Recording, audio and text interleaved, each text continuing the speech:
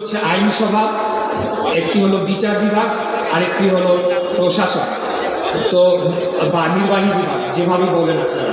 এখানে এই তিনটি বিভাগের মধ্যে ক্ষমতার ভারসাম্য যখন বজায় থাকে তখনই রাষ্ট্র তার জনগণকে ন্যায় বিচার দিতে সক্ষম হয় এবং জনগণের কল্যাণে তার সিদ্ধান্তগুলো নেয়, সেগুলো বাস্তবায়ন করতে পারে।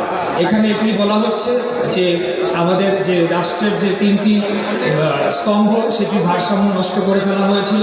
খুনি হাসিনা সংসদকে যেভাবে ধ্বংস করেছে, বিনা ভোটে তার পছন্দসই আওয়ামী লীগের লোকজনদেরকে দিয়ে এমপি বানিয়েছে, একইভাবে নির্বাহী বিভাগের সমস্ত স্তরে আপনারা প্রশাসন, পুলিশ প্রশাসন বলেন, অন্যান্য প্রশাসন বলেন, সামরিক প্রশাসন বলেন, বিশেষ করে 27তম বিসিএসের পরে সেখানে পুরোপুরি ছাত্রলীগ ব্যাকগ্রাউন্ড থেকে ধরে ধরে এনে তাদেরকে সেখানে চাকরি দেওয়া হয়েছে এবং প্রশাসনকে সম্পূর্ণ দলীয়করণ করা হয়েছে।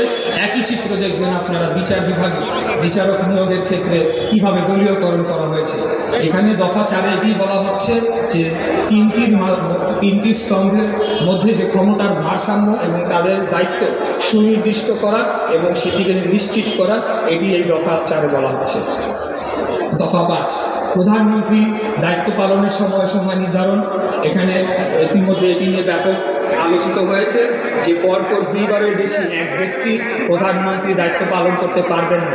আপনারা জানেন যে বা বুঝতে পারবেন, এক ব্যক্তি যদি অনির্দিষ্টকালের জন্যে তার দায়িত্ব পালনের সুযোগ পেয়ে যায় এবং সেটির কোনো বাধ্যবাধকতা না থাকে, তখনই সে ধীরে ধীরে স্বৈরাচারী হয়ে ওঠে এবং তার চূড়ান্ত যে রূপ সেটা আমরা অতীতে খুনি হাসিনা বা ফ্যাসিস্ট হাসিনার মধ্যে দেখতে পেয়েছি। সেই জন্যই আমাদের এই দফা 4-5 বলা হচ্ছে পরপর 2 বারের বেশি কেউ প্রধানমন্ত্রীর দায়িত্ব পালন করতে পারবেন না। দফা 6, আইনসভায় উচ্চকক্ষের প্রবর্তন। বিদ্যমান সংসদীয় ব্যবস্থাকে আরও কার্যকর ও শক্তিশালী করার জন্য রাষ্ট্র পরিচালনায় বিশেষজ্ঞ জ্ঞান ও অভিজ্ঞতা অন্তর্ভুক্তির লক্ষ্যে প্রতীক্ষ্ণ যশা ও অভিজ্ঞতা সমৃদ্ধ শিক্ষাবিদ, রাষ্ট্রবিজ্ঞানী, সমাজবিজ্ঞানী, পেশাজীবী, রাজনীতিবিদ, সামাজিক ও সাংস্কৃতিক সংগঠনের প্রতিনিধিদের সমন্বয়ে জাতীয় সংসদের আইনসভায় উচ্চকক্ষ প্রবর্তন করা হবে। রাষ্ট্রের অনেকেই রয়েছেন যারা বিজ্ঞ, অভিজ্ঞ এবং বিভিন্ন সেক্টরে জ্ঞানীগুণী মানুষ, যাদের পক্ষে আসলে বাংলাদেশের যে প্রচলিত রাজনৈতিক ধারা, সেই রাজনৈতিক ধারায় রাজনীতি করে একটি দলের মনোনয়ন নিয়ে নির্বাচন করে জিতে সংসদে যাওয়া এটি সম্ভব হয় না। কিন্তু তাদের যে জ্ঞান রয়েছে, তাদের যে অভিজ্ঞতা রয়েছে, সেটিকে রাষ্ট্র কাজে লাগাতে পারে এবং সেটিকে কাজে লাগানোর জন্যে একটি উচ্চ কক্ষে গঠন করা হবে। সেই কক্ষে এই জ্ঞানীগুণী ব্যক্তিদেরকে জায়গা করে দেওয়া হবে যাতে তারা রাষ্ট্র পরিচালনার ক্ষেত্রে একটা ভূমিকা রাখতে পারে এবং সংসদে তাদের মতামত প্রদান করতে পারে। দফা 7, সংবিধানের 70 অনুচ্ছেদ সংশোধন। এই 70 অনুচ্ছেদ সংশোধনটি যদি করা যায়, আমি মনে করি একটি বৈপ্লবিক পরিবর্তন আসবে। এই 70 অনুচ্ছেদ একটি অনুচ্ছেদ আমাদের সংসদে, আমাদের সংবিধানে এখন বিদ্যমান রয়েছে।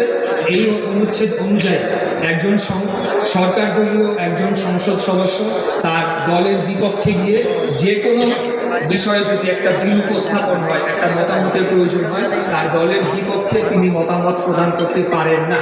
যদিও সেটা যদি জনগণের পক্ষে যায়, তাহলে তার সংসদ সদস্য পদ চলে যাবে। এখানে সংবিধানের 70 অনুচ্ছেদকে এমনভাবে সংশোধন করার কথা বলা হচ্ছে যে জাতীয় নিরাপত্তা, স্বার্থ, অর্থ বিল, আস্থা ভোট এবং সংবিধান সংসদ বিল, এই 4টি বিষয় ব্যতীত অন্য যে কোনো বিষয়ে একজন সংসদ সদস্য যদি মনে করেন যে একটি উত্থাপিত বিল সেটি জনগণের বিপক্ষে যাচ্ছে, তিনি স্বাধীনভাবে তার মতামতটি দিতে পারবেন, তার বিরুদ্ধে রায় দিতে পারবেন। সেটি যদি তার দলের বিরুদ্ধে গিয়ে হয়, তাতে করে তার সংসদ সদস্য পদ চলে যাবে। দফা 8, নির্বাচন কমিশন ও নির্বাচন ব্যবস্থার সংস্কার এবং সংশ্লিষ্ট আইন ও বিধি সংশোধন। এটা খুব সহজেই অনুমেয়। ওখানে কি বলা হচ্ছে, নির্বাচন কমিশনের ভূমিকা অত্যন্ত এবং সবচাইতে গুরুত্বপূর্ণ হয়ে ওঠে যখন বিশেষ করে জাতীয় নির্বাচনের সময়। এখানে নির্বাচন কমিশনকে খুনি হাসিনা সম্পূর্ণ দলীয়করণ করে এটির কাঠামোকে সম্পূর্ণরূপে ভেঙে ফেলেছিল তার ক্ষমতাকে চিরস্থায়ী করার জন্য। এখানে নির্বাচন কমিশনকে পুনর্গঠন করা হবে এবং এখানে যে ধরনের কালো আইনগুলো করা হয়েছে সেগুলো বাতিল করা হবে এবং আপনারা জানেন যে বহুল আলোচনা আলোচিত চুরির মেশিন বা ইভিএম সেটিকে বাদ দেওয়া হবে, সেটিকে বাতিল করে আবার ব্যালটের মাধ্যমে জাতীয় নির্বাচন অনুষ্ঠান করার বিধান সেটিকে আরোপ করা হবে, এটি এখানে বলা হচ্ছে। এবং নির্বাচন কমিশনের নিয়োগ একটি আইন যেটা তৈরি করেছিল 2022 সালে, সেটিকে বাতিল ও সংশোধন করে সেটিকে জনগণের কল্যাণে নতুনভাবে গঠন করা হবে। এবং আরপিও যেটি করা হয়েছিল ডিলিমিটেশন বা নির্বাচনী এলাকার সীমানা পুনর্নির্ধারণ আইন, সেগুলো সব কিছু আওয়ামী লীগ তার দলীয় স্বার্থে সেটিকে করেছিল, যেভাবে করা প্রয়োজন সেগুলো সব কিছুকে সংশোধন করা হবে, এটি এই দফায় বলা হচ্ছে। দফা 9, স্বচ্ছতা নিশ্চিতকরণের সকল রাষ্ট্র সাংবিধানিক ও সংবিধিবদ্ধ প্রতিষ্ঠানের পুনর্গঠন। আপনারা নিশ্চয়ই জানেন যে এইমাত্র যে বললাম নির্বাচন কমিশন, এরকম আরও কয়েকটি কমিশন রয়েছে। এই কমিশনগুলোকে বলা হয় সাংবিধানিক প্রতিষ্ঠান এবং সংবিধিবদ্ধ প্রতিষ্ঠান। কোনো রাজনৈতিক সরকার কোনো সময় এদের কর্মকাণ্ডের উপরে হস্তক্ষেপ করতে পারে না। সেটি নির্বাচন কমিশন যেমন রয়েছে, মানবাধিকার কমিশন রয়েছে, তথ্য কমিশন রয়েছে, এই ধরনের যে কমিশনগুলো রয়েছে তারা যাতে তাদের দায়িত্বটি পালন করতে পারে সম্পূর্ণ নিরপেক্ষ থেকে, এবং কোনো রাজনৈতিক হস্তক্ষেপ বা সরকারি দলের যাতে কোনো হস্তক্ষেপ সেখানে না হয় সেটি সেখানে নিশ্চিত করা হবে।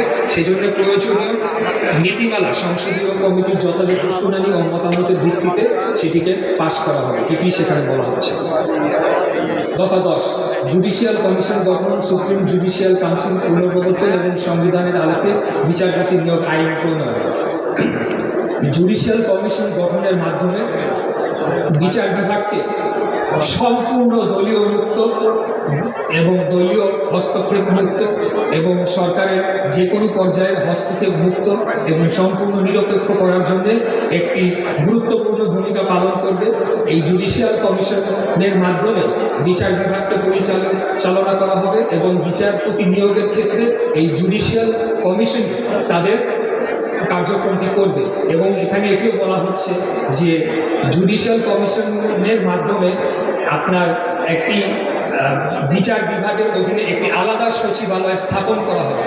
আপনারা অতীতে দেখেছেন যে আইন মন্ত্রণালয়ের নামে যে মন্ত্রণালয়টি রয়েছে এবং যেখানে যে আইনমন্ত্রী ছিলেন তারাই কিন্তু এই বিচারপতিদের নিয়োগ এবং বদলির দায়িত্বটি পালন করে থাকতেন। বিধায় তাদের উপরে সহজেই তাদের একটা কর্তৃত্ব থাকতো।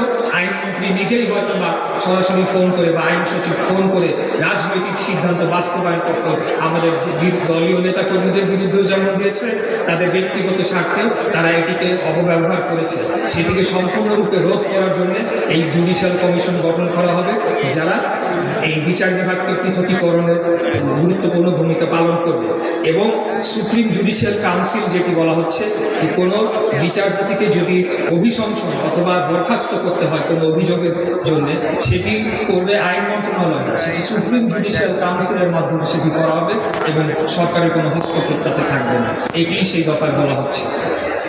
দফা 11, প্রশাসনিক সংস্কার কমিশন গঠন। বাংলাদেশ বা যে কোনো দেশের প্রশাসন হচ্ছে জনগণের ট্যাক্সের দ্বারা ট্যাক্সের টাকায় নিয়োজিত কর্মচারী, কিন্তু আমরা দেখেছি প্রশাসন যেন অতীতে এই আমাদের জনগণের রাজা হয়ে উঠেছিল। সেটা পুলিশ প্রশাসন বলেন, সেটা সিভিল প্রশাসন বলেন বা যে কোনো প্রশাসন বলেন, যে কোনো সরকারি কর্মকর্তা কর্মচারীরা, আমরা যদি সরকারি অফিসগুলায় গেলে তারা জনগণকে সেবা দেওয়ার বদলে সেখানে তারা এমন একটি আচরণ করত যেন তারা আমাদের মালিক আর আমরা তাদের প্রভু। কিন্তু ব্যাপারটি আসলে সম্পূর্ণ উল্টা। সরকারি কর্মকর্তা কর্মচারী, প্রশাসন, সেনাবাহিনী, সচিব, পুলিশ, এরা সবাই হলো জনগণের ট্যাক্সের টাকায় বেতনভুক্ত কর্মচারী। আগামী দিনে তাদেরকে সেভাবে আচরণ করতে হবে। কেবলমাত্র জনগণের স্বার্থ রক্ষা এবং জনগণকে সেবা দেওয়ার জন্য তারা আমাদের চাকরি করে, সেটিকে নিশ্চিত করার জন্য এই প্রশাসনিক সংস্কার কমিশনের মাধ্যমে সুনির্দিষ্ট নীতিমালা সুপারিশমালা গঠন করা হবে এবং সেটিকে সংসদে নিয়ে গিয়ে সেটিকে পাশ করে তাদেরকে সেই নীতিমালার আওতায় এনে তাদেরকে আগামীতে বাধ্য করা হবে যে যাতে তারা সেরূপ আচরণ করে। দফা 12, মিডিয়া কমিশন গঠন। আপনারা দেখেছেন যে অতীতে মিডিয়ার যেভাবে কণ্ঠ রোধ করা হয়েছে, মিডিয়াকে গলা টিপে হত্যা করা হয়েছে, সাংবাদিকদের গুম করা হয়েছে, সাংবাদিকদের খুন করা হয়েছে, কিন্তু আমরা বিচার পাই না। সাগররুনি হত্যাকাণ্ড 100 বারের অধিক চার্জ গঠনের সময় আবেদন করেছে, এখন পর্যন্ত কোনো বিচার হয় না। আবার কি করা হয়েছে, এখানে সরকারের অনুগত কর্পোরেট কোম্পানি এবং তাদের কিছু রাজনৈতিক নেতাকর্মীদের নামে মিডিয়ার লাইসেন্স দেওয়া হয়েছে শুধুমাত্র আওয়ামী লীগের দালালি করার জন্য, সত্যটাকে তুলে ধরার জন্য নয়। আগামী দিনে এই মিডিয়া কমিশনের মাধ্যমে আমরা ইতিপূর্বে বলেছি যে রাষ্ট্রের 3টি স্তম্ভ থাকে, আরেকটি স্তম্ভ যেটিকে বলা হয় চতুর্থ স্তম্ভ, সেটি হলো মিডিয়া। একটা মিডিয়ার মাধ্যমে আমরা রাষ্ট্রের অসঙ্গতি, নানাবিধ অপরাধ কর্মকাণ্ড সেগুলোকে জনগণের মাঝে তুলে ধরা হয়। জনগণকে যাতে সত্যটা তুলে ধরা হয়, কোনো ধরনের রাজনৈতিক দালালি যাতে না করা হয়, আবার যারা সত্য তুলে ধরবে তাদের উপর যাতে কোনো অত্যাচার নির্যাতন না নেমে আসে, সেটির জন্য সুনির্দিষ্ট নীতিমালা এবং আইন প্রণয়ন করা হবে, যেটি এই মিডিয়া কমিশন সুপারিশ করবে আগামী নির্বাচিত সংসদের কাছে, সংসদ সেটিকে পাশ করবে। দফা 13, দুর্নীতি প্রতিরোধে দৃশ্যমান ও কার্যকর ব্যবস্থা গ্রহণ এবং ন্যায়পালন। আপনারা জানেন যে গত 16 বছরে বাংলাদেশ রাষ্ট্রটি একটা দুর্নীতির মহা আখড়ায় পরিণত করেছিল খুনি হাসিনা সরকার। এমন কোনো সেক্টর নাই, এমন কোনো অফিস আদালত, এমন কোনো সেক্টর নাই যেখানে রন্ধ্রে রন্ধ্রে দুর্নীতিকে প্রবেশ করানো হয় না। এগুলোকে প্রতিরোধ করার জন্য আগামীতে দুর্নীতি দমন কমিশনকে পুনর্গঠন করা সহ অন্যান্য আরও কার্যকর ব্যবস্থা নেওয়া হবে, যেটি এই দফা 13তে বলা হচ্ছে যে সুনির্দিষ্ট আইন ও বিধি সেটিকে সুপারিশ করা হবে আগামী নির্বাচিত সংসদের কাছে, সেটিকে পাশ করার জন্য। এবং ন্যায়পাল নিয়োগ, যেটি বলা হয় ন্যায়পাল, যাদের অডিটর জেনারেল বলা হয়ে থাকে, এই ন্যায়পাল নিয়োগের কাজটি করা হবে যে সম্পূর্ণ নিরপেক্ষভাবে রাষ্ট্রের যে ব্যয় হচ্ছে সেগুলো কিছু সঠিকভাবে হচ্ছে কিনা সেগুলোকে দেখভাল করার জন্য একজন ন্যায়পাল নিয়োগ করা হবে। দফা 14, সর্বস্তরে আইনের শাসন ও মানবাধিকার প্রতিষ্ঠা। এটিও খুব সহজে অনুমেয়। সর্বস্তরে আমরা আইনের শাসন চাই, সর্বস্তরে বাংলাদেশের যে আইন রয়েছে সেটি যাতে সবার জন্য সমানভাবে প্রয়োগ করা হয়। আগে আপনারা দেখেছেন যে একটি বিচার পেতে হলে কোনো আওয়ামী লীগের নেতার দ্বারস্থ হতে হতো, তার একটা সুপারিশ নিতে হতো, তার একটা বা এই ধরনের আইনটা সবার জন্য সমান ছিল না। আর অপরদিকে আমরা যারা বিরোধী দলের রাজনৈতিক নেতাকর্মী ছিলাম, আমাদের বিরুদ্ধে আইনের অপপ্রয়োগ করা হতো। এই ধরনের জিনিসগুলা সম্পূর্ণরূপে রোধ করা হবে এবং আইন একজন বাংলাদেশের সর্বোচ্চ ধনী একজন শিল্পপতির জন্যও যা আইন, একজন রিক্সা চালক ভাইয়ের জন্য সমান আইন, এটি বাংলাদেশে আগামীতে অবশ্যই প্রতিষ্ঠা করা হবে। কেউ কারোর থেকে বড় নয়, কেউ কারোর থেকে কম নয়। আগামী দিনে যে প্রধানমন্ত্রী হবে তার জন্যও যে আইন, একজন চা বিক্রেতা তার জন্য বাংলাদেশের আইন, সমান আইন, এটিকে প্রতিষ্ঠা করা হবে। আপনারা দেখেছেন যে মানবাধিকারকে কিভাবে দুমড়ে মুচড়ে হত্যা করা হয়েছে। এখনো আমরা যখন এই প্রোগ্রাম করছি, ধানমন্ডির 32 নম্বরের বেসমেন্টে এখন কথাবার্তা হচ্ছে, সেখানে আয়নাঘর খোঁজা হচ্ছে এবং সেটি নিয়ে ব্যাপক একটি আলাপ আলোচনা হচ্ছে। আপনারা জানেন যে মানুষের মানবাধিকার কিভাবে লঙ্ঘিত করা হয়েছে। সে আদিম যুগের মতো আদিম যুগেও এরকম বর্বরতা চালানো হয়েছিল কিনা, গোপন কুঠুরিতে নিয়ে গিয়ে গুম করে রাখা, বছরের পর বছর তুলে নিয়ে গিয়ে হত্যা করা। এবং আমরা দেখেছি অতীতে যে পুলিশের হ্যান্ডকাফ করা অবস্থায় ক্রস ফায়ারে আমাদের নেতারাদের নিহত করা হয়েছে এবং সেই ডেড বডি পাওয়া গিয়েছে। আপনাদের এই এলাকারই কৃতি সন্তান, আপনাদের এলাকার একজন নেতা চৌধুরী আলম, আপনারা জানেন যে তাকে কিভাবে গুম করে ফেলা হয়েছে। আজ পর্যন্ত এটা হদিস পাওয়া যায় নাই।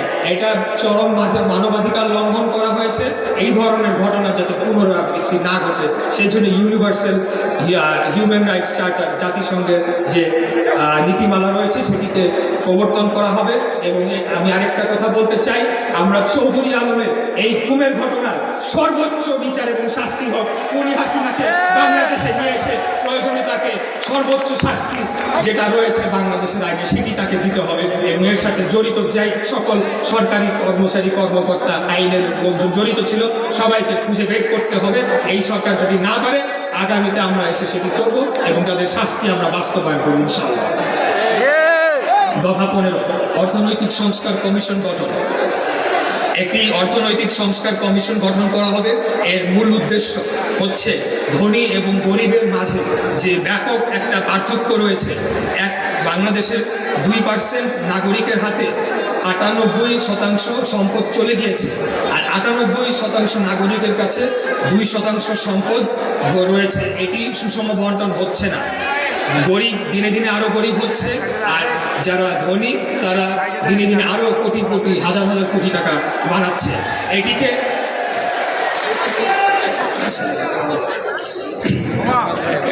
আমাদের মধ্যে ইতিমধ্যে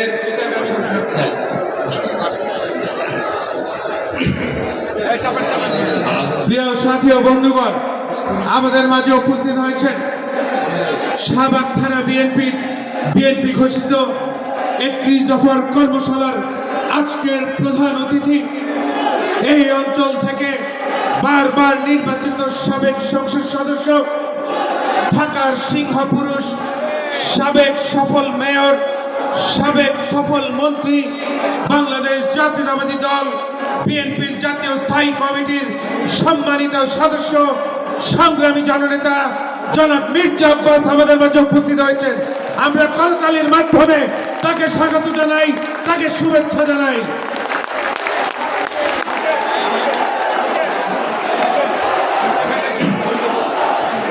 আমাদের মঞ্চের সামনে যে দাঁড়িয়ে আছেন, আপনাদেরকে অনুগ্রহ করে বসার জন্য অনুরোধ করছি।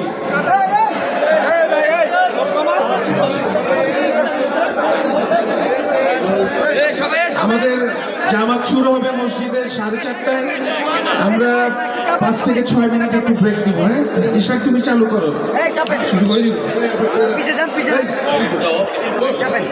প্রিয় নেতৃবৃন্দ, আমরা প্রায় 4:30 বাজে আমাদের পাশের মসজিদে জামাত হবে। আমরা জামাত চলাকালীন সময় আমরা নীরবে বসবো। সবাইকে আসন গ্রহণ করার জন্য অনুরোধ করছি। আমাদের মসজিদের জামাতের পরে আমরা আবার আমাদের 31 দফার যে আলোকপাত হচ্ছে সেটা আমরা কন্টিনিউ করবো এবং পরবর্তীতে বিশ্লেষণ হবে এবং আমাদের প্রধান অতিথি আপনাদের মাঝে বক্তব্য রাখবেন।